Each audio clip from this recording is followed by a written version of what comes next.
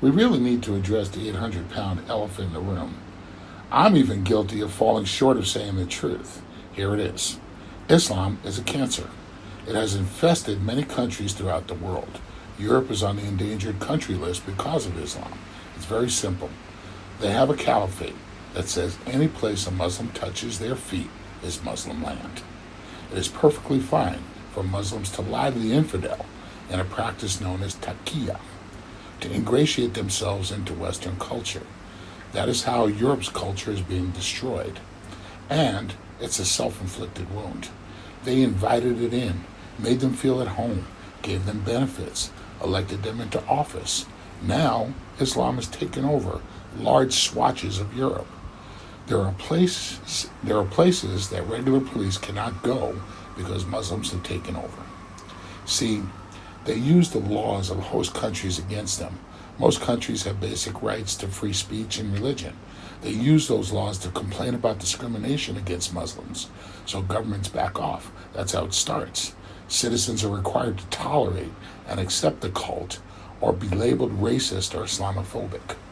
Then once they have numbers, it's no more Mr. Goodbar. The requests for tolerance turn into demands. You can see this all over Europe today. England has millions of Muslims, as does France. That is why those governments hesitate to be part of the downfall of Iran. They know the Muslims will be up in arms if they participate. Now, let's talk about the good old USA. If you have doubts about what I say, take a good look at Dearborn, Michigan. It is now ruled by Sharia law. When the residents who have been there complained about five times a day yowling over loudspeakers, they're told to leave and that they're not welcome in Dearbornistan. Bottom line, folks, Islam is totally incompatible with civilization as it's based on death and punishment. Then what was a law called the McCarran-Walter Act of 1952 that prohibited Muslims from entering the USA? It was overturned in 1990, which set us on course we're on today. If we want to protect and preserve our republic and prevent us from becoming a Muslim country, we must act now before it's too late.